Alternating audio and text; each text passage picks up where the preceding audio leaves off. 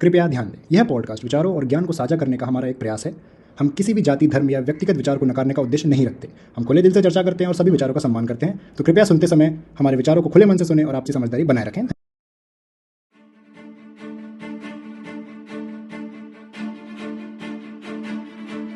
We are following breaking news in the Middle East, the biggest and deadliest flare-up between Israel and the Palestinian militants. And massacring young people at a music festival and kidnapping innocent civilians further the cause of the Palestinians. Every Israeli civilian, man, woman and child is a legitimate target in the eyes of Hamas. We stand with Israel. स्वागत है आप सभी का society unfiltered के एक और नए episode में। और आज हम बात करने वाले हैं हाल ही में जो गाजा पट्टी में उग्रवादी समूह हमास ने जो इजराइल पर जल, थल और वायु तीनों जगह से विनाशकारी हमला किया है उसके बारे में। और इसको सिर्फ एक रिलीजियस मुद्दा ना बना के देखा जाए कि हम अरब मुसलमान और यहूदी इनके अगेंस्ट के, ये उससे ज्यादा बढ़कर ये बात है। इसके पूरा रिलीजियस बैकग्राउंड है, एक फिलोसॉफिकल बैकग्राउंड है, एक पॉलिटिकल बैकग्राउंड है। इन सबको जान के आप लोग अपना ओपिनियन बना सकें, ये हमारी उम्मीद है। इसलिए हम कुछ फैक्ट्स आपके साथ शेयर करेंगे जिससे आप अपने ओपिनियन बना सकें। क्या ओपिनियन फॉर्म्स हुए हैं वो आपसे शेयर करेंगे, ताकि जब आपसे कोई पूछे कि आपका क्या कहना है इस मुद्दे पे, तो आप एक प्रॉपर अपने नॉलेज से एक स्टैंड ले सकें। तो शुरू करते हैं। हम पूरी हिस्ट्री के बारे में बात करेंगे, जो भी जितना हमने रिसर्च करी है, और अभी क्या और आगे क्या होने के चांसेस है वो भी आपसे बात करेंगे। और ये सिर्फ दो धर्मों की लड़ाई नहीं है, इसमें बहुत सारे रीजंस और भी हैं। तो शुरू करते हैं। सबसे पहले मैं सार्थक, तेरे को क्या जानकारी है, तेरे को क्या नॉलेज है इसके बारे में फिलहाल? देख, मतलब हम लोग अभी देख रहे हैं कि बहुत लोग सोशल मीडिया पे अपने ओपिनियंस फॉर्म करते हैं कि I stand with Israel, I stand with Palestine. So अब ऐसा होता है ना जनरली कि जितना मैंने ट्रेंड नोटिस किया है कि I stand with Israel is taken as very positive, but जो लोग लिखते हैं कि आई स्टैंड विद पैलेस्टीन, तो उनको बोलते हैं कि तुम टेररिज्म को सपोर्ट कैसे कर रहे हो। तो यहाँ पे एक बहुत ही थिन लाइन है दोनों के बीच में कि where you are standing with Palestine and with Hamas. Hamas और पैलेस्टाइन के कॉमन लोगों को और हमास को बहुत दूर दूर रखना चाहिए, क्योंकि इन दोनों में मतलब बहुत ही थिन लाइन है जो टेररिज्म और कॉमन पीपल के बीच में है। तो एक्चुअली दोनों साइड, जिसको तो हम लोग इजराइल और पैलेस्टाइन में बात करते हैं, तो दोनों साइड में टू लाइक कॉन्फ्लिक्ट होने के इक्वल कॉजेस बोल सकते हैं। अभी हम लोग को ज्यूइश कम्युनिटी का मालूम है, वर्ल्ड वॉर 2 के दौरान जो हिटलर ने, ही वाज ओपनली सेइंग कि उसे पूरे धरती से पूरे ज्यूज को मिटाना है। तो मतलब वो उन लोगों के लिए फाइट फॉर सर्वाइवल है कि वो अगर आज नहीं लड़े तो उनका पूरा कम्युनिटी, उनका पूरा रेस खत्म हो जाएगा। तो वो बहुत से ज्यूज उस टाइम पे वहां से भागकर, जर्मन जितने भी ज्यूज थे वो लोग पैलेस्टाइन की तरफ आ रहे थे। अब पैलेस्टाइन की तरफ ही क्यों आए? क्योंकि पैलेस्टाइन में एक बहुत ही होली प्लेस है, जो हम लोग पैलेस्टीनियंस के लिए बोल सकते हैं, इस्लाम के लिए बोल सकते हैं, और ज्यूइश लोगों के लिए भी एक बहुत होली प्लेस है वर्ल्ड वेस्ट बैंक में, जिसे जेरूसलम कहा जाता है। तो वो इन तीनों रिलीजन्स के लिए बहुत ही ज्यादा इंपॉर्टेंट प्लेस है। तो ज्यूइश लोग जो थे उस टाइम पे जो आए थे, तो they were seeking home there, तो तब पैलेस्टीनियंस ने उनको अलाउ किया। लेकिन अब यहाँ पे एक टर्म आ जाती है सेटलर कॉलोनियलिज्म में। इसमें कैसा होता है कि स्टेट लोगों को इन्फ्लुएंस करता है कि तुम यहाँ जाके रहो, यहाँ जाके अपनी बस्ती बनाओ। और इससे होता है क्या है कि धीरे धीरे सेटलर्स का क्वांटिटी बढ़ता है। वो लोग ऐसा है कि क्वांटिटी बढ़ते जाता है, और जो वहाँ की इंडिजीनियस लोकल पॉपुलेशन है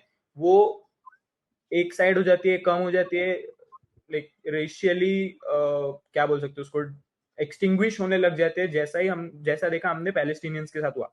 पहले जो इतना पूरा एरिया था वो दैट वाज कॉल्ड पैलेस्टाइन, और अब पैलेस्टाइन के 2 हिस्से बन चुके हैं, वेस्ट बैंक और गाजा। सो पैलेस्टीनियंस के पॉइंट ऑफ व्यू से अगर तुम देख सकते हो कि अगर कोई तेरे घर में आके तुझे घर से बाहर निकाल रहे, तो obviously you would get furious ना। और हाँ, अब यहीं पे जो ये कह रहा है कि जो कोई तेरे घर में आ रहा है, तो बस ज्यूज के लिए वो यही है कि ज्यूस का जो एक कॉन्सेप्ट होता है, एक प्रॉमिस लैंड का कॉन्सेप्ट है। प्रॉमिस लैंड एक वो चीज है ज्यूस में कि उनके जो पूर्वज थे, उनके जो भगवान है, जिनका नाम है यहोवा भगवान को, वो मोनोथेइस्ट लोग हैं, ये लोग अद्वैतवाद पे यकीन रखते हैं। इस्लाम, क्रिश्चियनिटी और जुइज्म तीनों ही अद्वैतवाद यानी वन गॉड पे ये लोग यकीन रखते हैं। तो इनके जो भगवान है ज्यूस के, इनका यहोवा नाम से जाना जाता है। और इनके प्रथा है एक प्रॉमिस लैंड की, कि इनके जो भगवान थे, इन्होंने जो इजराइल वाला जो एरिया हम देखते हैं, उसमें थोड़ा सीरिया का, थोड़ा जॉर्डन का, थोड़ा नीचे गाजा का, ये एरिया एक प्रॉमिस लैंड करके भगवान ने दिया था कि ये तुम्हारे लिए एरिया है। और इसीलिए जब किसी भी जीव को ये बोला जाता है कि आप लोग कहीं और से यहाँ पे आके रहने लगे, तो उनका ये कहता है कि ये तो हमारी जमीन ही है, ये हमारे भगवान ने हमको बोला है। और इसीलिए ये जो, और ज्यूस का पूरे इतिहास में कई बार ऐसा हुआ है कि उनके पास एक्चुअली अपनी कोई जगह, कभी उनका खुद का जिसको वो अपना नेशन बोल सके, ऐसा था ही नहीं।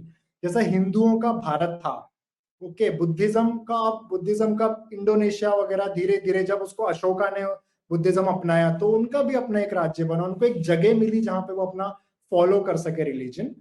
और वैसे ही जूस का कभी ऐसा नहीं हुआ कि वो अपना रिलीजन फॉलो कर सके, एक कम्युनिटी बना सके बड़ी। और जहां भी उन्होंने कोशिश करी, वहां पीरियोडिकली राजाओं ने आके, एम्परर्स ने आके, हिटलर जैसे लोगों ने आके उनको वहां से भगाया गया, वहां से हटाया गया, और मास जेनोसाइड हुए वहां पे पूरे। तो यही एक इसी के रीजन है कि वो चाहते थे कि हमें अपना एक नेशन मिले। और तभी ब्रिटिशर्स ने सारे जूस को ऐसा ये एक जियोपॉलिटिकल रीजन है बाय द वे, लेकिन ब्रिटिशर्स ने आके ये कहा था कि आप इस जगह पे जहाँ पे भी पैलेस्टाइन इजराइल की जगह है, उस स्थान पे जहाँ पे ओटोमन एम्पायर था, कि आप उस स्थान पे आके रह सकते हो।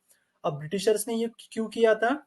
क्योंकि उनको अमेरिका में जो जूस है उनको इन्फ्लुएंस करना था, ताकि उनका अमेरिकन पॉलिटिक्स में भी थोड़ा इन्फ्लुएंस आ सके ब्रिटिशर्स का।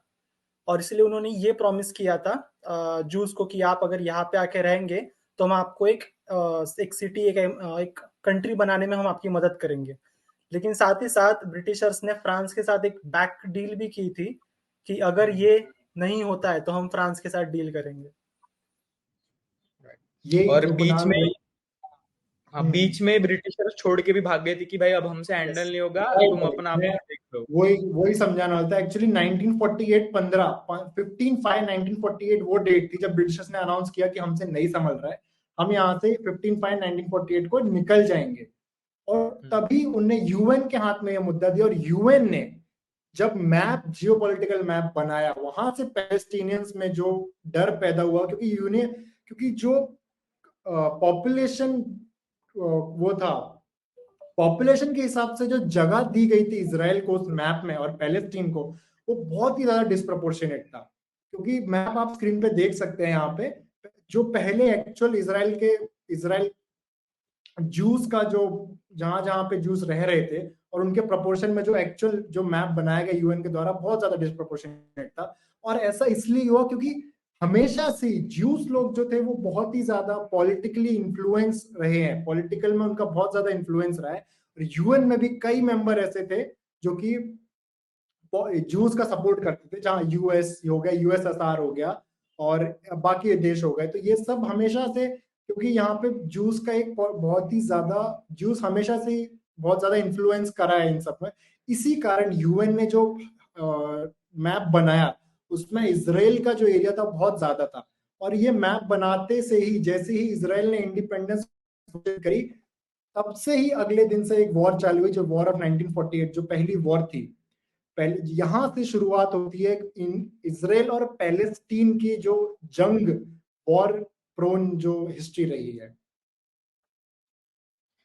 और एक्चुअली जो पैलेस्टीन को भी जगह अलॉट की गई थी, तो अभी आज के सिनेरियो में देख सकते हैं कि वहां पर भी इजराइल के बहुत सारे सेटलमेंट्स बने हुए हैं, जिसको तू इंटरनेशनल वाटर्स में इलीगल बोल सकता है, लेकिन वहां पे लोग रहते हैं और वो इजराइल के कंट्रोल में।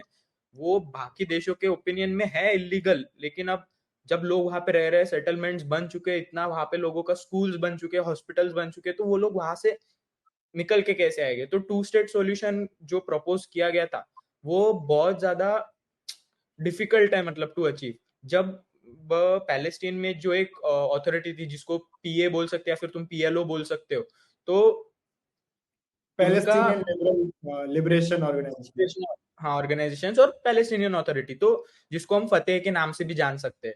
सो बीच में ऐसा हुआ था कि हालात बहुत दोनों के लाइक अच्छे हो रहे थे कि दे वर कमिंग क्लोज, कुछ कंक्लूजन की तरफ आ रहे थे, पर अब पैलेस्टाइन में भी मौजूद कुछ एक्सट्रीमिस्ट जो है जिनको लगा था कि नहीं, ये पूरी जगह हमारी है, तो हाउ कैन फतेह निगोशिएट, कि तुम लोग निगोशिएट कैसे कर सकते हो। तो तब जन्म हुआ था एक एक्सट्रीमिस्ट की पार्टी बोल सकते हो या एक्सट्रीमिस्ट ऑर्गेनाइजेशन बोल सकते हो, जिसको आज हमास के नाम से जाना जाता है। सो हमास फुल ऑफ एक्सट्रीमिस्ट था, उनको था कि हम पूरे ज्यूज को यहाँ से मिटा देंगे, ये पूरा एरिया हमारा है, पूरा एरिया पैलेस्टीन बनेगा और Jews would be extinct, so kind of. और हमास जो ऑर्गेनाइजेशन है, बहुत सारे स्टेट्स में, बहुत सारे कंट्रीज में they are declared as terrorist organisation, they are listed as terrorist. हालांकि कुछ कंट्रीज इनको नहीं मानती है terrorist organisation, but at the same time आज अभी सबसे रिसेंट जिस हमले की हम बात कर रहे हैं, वो हमला भी हमास ने किया था। इजराइल में बहुत सारे एयर स्ट्राइक्स किए गए। हालांकि इजराइल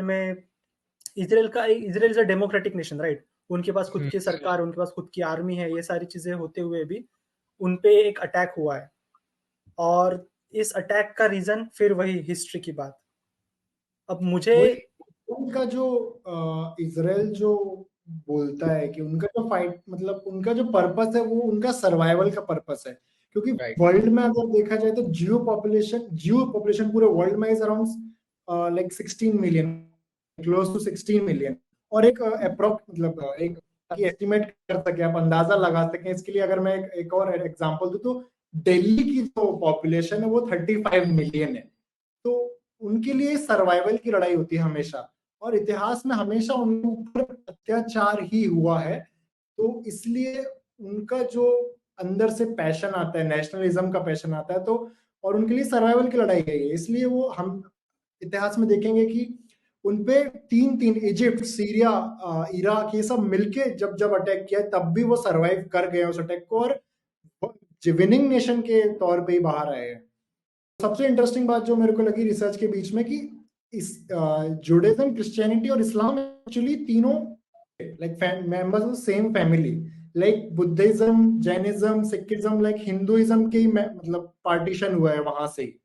तो ऐसे ये तीनों भी सबसे पहले जो धर्म था वो जुडाइज्म था, जिसके बाद फिर इस्लाम, क्रिश्चियनिटी आई, उसके बाद इस्लाम आया। तो सबसे इंटरेस्टिंग मेरे को यही लगा कि ये एक्चुअली सेम फैमिली के ही मेंबर्स हैं, और उसमें कुछ सबके, क्योंकि इन सब का सब मोनोएथिक है, सब एक ही भगवान को मानते हैं। हर उनके उसमें जो बुक्स हैं जो, और बहुत सारे जो इनके बिलीव्स हैं वो सेम है, लेकिन जो जगह जो प्रे करने की इनकी जगह है, बस उस पर कंट्रोल के लिए ये पूरी लड़ाई है। हाँ, लेकिन मतलब मेरा सवाल घूम फिर के वही है कि is war the only solution? कि सारे पहले ट्राई हुआ, ये सारी चीजें मतलब ऐसे क्या कहते हैं, सुनने में मतलब लोगों को अच्छी लगती है, आसान लगती है कि वॉर चल रहा है, लेकिन यार वहां पे जो रह रहे हैं लोग, वहां के सिविलियंस का क्या? वहां पे जो लोग अपना मतलब नॉर्मल दिनचर्या जी रहे थे यार, कि सुबह जाना है, उठना है, स्कूल जाना है, छोटे बच्चे, बड़े लोग जो सुबह उठना है, ऑफिस जाना है, ये सारी चीज जो एक नॉर्मल लाइफ चलती है कंट्री में, उस पर कितना ज्यादा अफेक्ट होता है ये सारी चीजों से? राइट, एग्जैक्ट, मैं वही बोल रहा हूँ ना लास्ट अभी। और इस सब के बीच में लोग ये भूल रहे हैं कि यूक्रेन रशिया में वॉर एक्चुअली अभी भी चालू है, जिसको अब 2 साल हो जाएंगे अभी कुछ महीनों में। वहां वॉर एक्चुअली चालू है, यहाँ अलग एक वॉर हो रही है। लास्ट टाइम जब ये हुआ था तो उसके बाद वर्ल्ड वॉर हुई थी, तो वो कभी भी सोल्यूशन नहीं होगा वॉर। एक टेररिस्ट ग्रुप हमला करता है जो ये गाजा में रहता है, जिसके 3 साइड्स पूरे इजराइल ने घेर रखे हैं। एक साइड में मेडिटेरियन सी है और एक साइड में इजिप्ट है, जहां पे मतलब ऑलरेडी तो उसको ऐसा बोल सकते हैं कि that is an open air prison. फिर भी एक वहां के जो एक छोटा नहीं मतलब एक टेररिस्ट ग्रुप है, इतना बड़ा 5000 रॉकेट्स डाल रहा है एक नेशन पे, तो उनको बैकिंग तो होगी ना, कहीं से सपोर्ट तो होगा ना। बैकिंग है उनको, और इसी बैकिंग के कारण ना वही रीजन वही है कि ये सिर्फ एक दो रिलीजियस के बेस पे लड़ाई नहीं हो रही है। इसके पीछे बहुत ही भयानक पॉलिटिकल रूप है, जो कि इंसान की जो वैल्यू है वो नहीं करता है। उनके लिए वैल्यू होती है सिर्फ कैपिटलिज्म की। उनको बेसिक पावर चाहिए, बस वो पावर के लिए पूरी ये लड़ाई है, जिसको एक रिलीजियस बेस पे बना के जो हम आम जनता है उनको बेचा जाता है। जैसे मैं देख रहा हूँ, मेरे कुछ दोस्त है जो कि इस्लाम फॉलो, जो कि मुस्लिम है एक्चुअली, तो वो लोग अनवेवरिंग सब लोग डाल रहे हैं सपोर्ट पैलेस्टीन इजराइल के अगेंस्ट में स्टोरीज डाल रहे हैं। और बहुत से जो इंडियंस बाकी हैं जो इस्लामिक फॉलोअर्स नहीं है, वो लोग डाल रहे हैं सपोर्ट इजराइल। तो ये सिर्फ मुसलमान और जुडिज्म इन दो ग्रुप्स की लड़ाई नहीं है। इसके पीछे बहुत ही बड़ा पॉलिटिकल ऑर्गेनाइजेशन दो तीन जुड़े हुए हैं जो कि सपोर्ट कर रहे हैं। क्योंकि हमास देखा जाए तो जैसे सार्थक ने बताया, छोटी सी जगह एक टेररिस्ट ऑर्गेनाइजेशन है जिसको इजराइल जैसे देश जो कि बड़े बड़े देशों को पहले हरा चुका है, उसमें इतना वो नहीं है, इतना वो करेज नहीं होना चाहिए कि वो अकेला जाके उन्हें हरा सके। क्योंकि उसे पता है कि वो इतना एरिया है, इजराइल कुछ ही दिनों में उसको पूरा निस्त नाबूद कर सकता है। तो ऑब्वियसली यहाँ पे बड़ी पार्टीज इन्वॉल्व हैं जो कि अपने फायदे के लिए ह्यूमन लाइफ की वैल्यू नहीं कर रही है बिल्कुल भी। और अगर रिलीजियस बेसिस पे अगर देखा जाए तो देख, मतलब मुझे उतना नॉलेज नहीं है सारे रिलीजन्स का। मैं ऐसा नहीं बोलूंगा कि I am the expert in knowing all the religions and their books, लेकिन one basic thing I know about all the religions is कि कोई भी रिलीजन आतंक सपोर्ट नहीं करता यार, वायलेंस कोई भी रिलीजन प्रमोट नहीं करता। जैसा रही बात हमास और नॉर्मल फतेह की, तो लोग एक्चुअली सरप्राइजिंग बात यह है कि वहां के लोग बहुत ज्यादा सपोर्ट करते हैं हमास को। तो I don't know why, but अगर उनको पीसफुल सॉल्यूशन के लिए तो they would two state solution would be a better option. True. मतलब आई वुड से कि टू स्टेट सॉल्यूशन थोड़ा काम ज्यादा करना पड़ेगा, पर ऑब्वियसली वॉर से तो बेटर सॉल्यूशन है बहुत ज्यादा। थोड़ा मेरे एग्जैक्टली मैं जब अराउंड 1970s और 80s इजराइल के प्राइम मिनिस्टर पैलेस्टीन के जो रूलर थे वहां पे, उन्होंने कहा था कि गाजा और पैलेस्टीन को आप रूल करो पूरा, जेरूसलम को हम अपना एक शेयर्ड कैपिटल बनाते हैं, ठीक है, आप भी रहोगे वहां पे, हम भी रहेंगे, शेयर्ड कैपिटल रहेगा, आप अपना नेशनलाइज अपना पैलेस्टीन को आप अपना पूरा जैसे आपको संभालना संभालो, हम इजराइल संभालेंगे। पर उसके बाद भी वो ट्रीटी हो ही रही थी कि वहां पे उस टाइम पे कुछ लास्ट मोमेंट्स पे कॉम्प्लिकेशंस हुए थे, जिसके बाद ये नहीं हो पाया, वो एक दूसरे पे आरोप लगाने लगे। और वहां भी मुझे लगता है कि कुछ बिगर पावर्स रहे होंगे बैकग्राउंड में जो अपने फायदे के लिए उन्होंने ये ट्रीटी नहीं होने दी होगी। और that's what I am saying कि वहां पे प्रॉब्लम नहीं था एक्सट्रीमिस्ट लोगों का, उसी टाइम पे जो हुआ था ना कि पीपल आर सेइंग कि तुम निगोशिएट कैसे कर सकते हो इजराइल के साथ। उनका यही कहना है, उनका ये कि तो हमारा लैंड है, हमको लड़के लेना है इसको, ये ऐसे दे कैसे रहे हो। और एक्चुअली जो एक्सट्रीमिस्ट थे उन्होंने, जो इजराइल के प्राइम मिनिस्टर, उनको एक्चुअली नोबेल प्राइज भी मिला था वहां पे, और उनकी हत्या, उनका एक मर्डर कर दिया गया था इजरायली एक्सट्रीमिस्ट के द्वारा कि तुम अपना लैंड दे कैसे रहे हो, ये तो हमारा लैंड है, इसको ऐसे ट्रीट ही नहीं कर सकते इसको ऐसे। ये इंडिया के स्टैंड के बारे में बात कर लेते हैं। इंडिया एज अ नेशन क्या स्टैंड ले रहा है यहाँ पे। तो थोड़ा हिस्ट्री में ऐसा रहा है कि जब 1947 में जो यूएन का जो वो हुआ था, जब यूएन ने वो जारी किया था नक्शा इजराइल का, तब actually India was against notion. Around 8 countries were there जिन्होंने अपोज किया था उस नोशन को, उसमें इंडिया एक था। जवाहरलाल नेहरू उस टाइम प्राइम मिनिस्टर थे हम इंडिया के। सो उस टाइम उन्होंने ये रीजन दिया, उन्होंने ये बोला भी था कि मेरे को एक्चुअली बहुत जगह से फोन आए, मेरे को लालच दिया गया, धमकाया गया, लेकिन उस टाइम वो अगेंस्ट थे। और उसके कुछ रीजन दिए जाते हैं कि as like supporting Israel at that time would be like being against the Arab, being against the Muslim. और उस टाइम इंडिया खुद मुस्लिम और हिंदू को एक करने की कोशिश कर रहा था, हमारा खुद पार्टीशन से हम गुजरे थे।